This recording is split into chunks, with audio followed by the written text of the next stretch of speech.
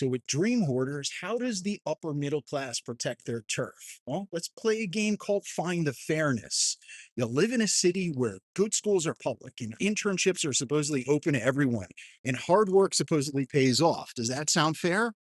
Well, yeah, it sounds fair, except somehow the same families may keep winning. The same zip codes are going to stay nice. The same resumes are going to get callbacks. And that is the world of dream hoarders, where the walls around opportunity aren't made of money, they're made of zoning laws and unpaid internships. So if you want to start with zoning, it's going to sound pretty boring, like something you're going to talk about in a town hall with people who bring color blind binders. But zoning is how the upper middle class builds the quietest moat in history. Zoning laws themselves decide what type of housing can be built and where. If you want duplexes or apartments near that really good school, sorry, that area is going to be zoned for only single family homes with a minimum lot size, one backyard, and a dream. The real estate version of this is like, you could totally sit with us, but also you can't afford the chair. People say we want to preserve the character of our neighborhood by ensuring that people who only can afford a $1.5 million mortgage can move in. So apparently, like, character costs seven figures and has excellent lawn care. This kind of exclusionary zoning is going to end up hoarding access to public goods inside those boundaries. The good public schools, the good private schools, the safe streets, and the political influence. The schools are technically public, but only for the public that can afford admission with a mortgage. So whenever we talk about equal opportunity, we've literally drawn maps around it. Reeves, who wrote Dream Hoarders, calls this the glass floor. The kids in these neighborhoods don't have to climb up. They start halfway up the ladder. Now, if you go from property to jobs, unpaid internships come into play. And that's the second great wall we have of polite inequality. An unpaid internship is basically a job that pays an experience. It's a fun way of saying your parents are covering rent. It's the economy's way of asking, can you afford to work for free? Imagine telling your landlord, can't pay rent this month, but I'm gaining invaluable resume experience. That's not a life plan for a lot of folks. It's an eviction notice that's waiting to happen.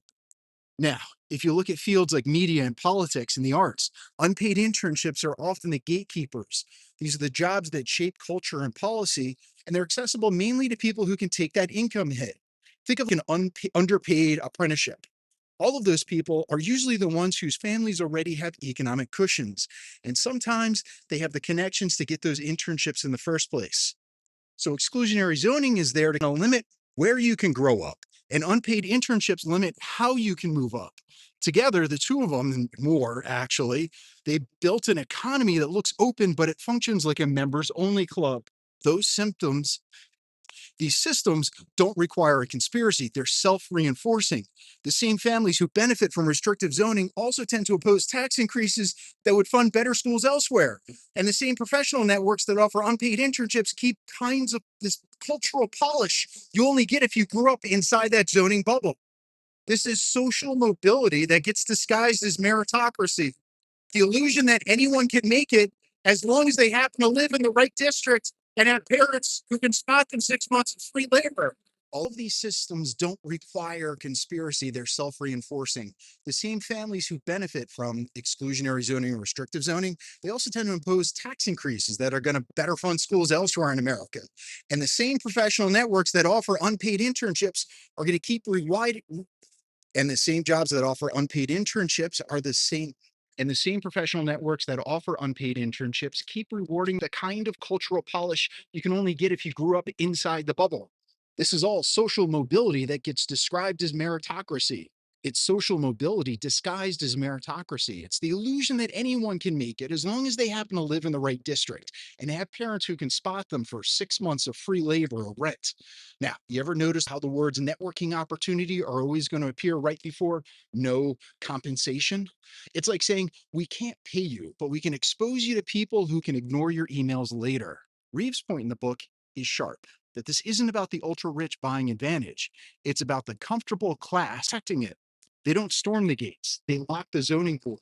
They don't bribe officials, they attend PTA meetings. It's all perfectly civil, perfectly legal, and perfectly effective at freezing the social ladder in place. So if you're in the richest 20%, you're okay. Poorest 80%, good luck.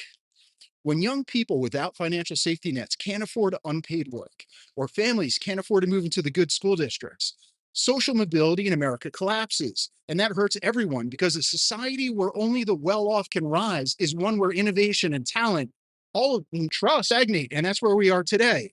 You know it's bad when moving up in America requires either winning the lottery or pretending your landlord accepts exposure as payment. Opportunity hoarding isn't a crime, it's a quiet habit. It's the zoning vote you don't think matters, the unpaid internship that you think everyone can do, the system that feels fair because it worked for you or for me. But fairness isn't when your kid wins. Fairness is when every kid in America has a fair shot.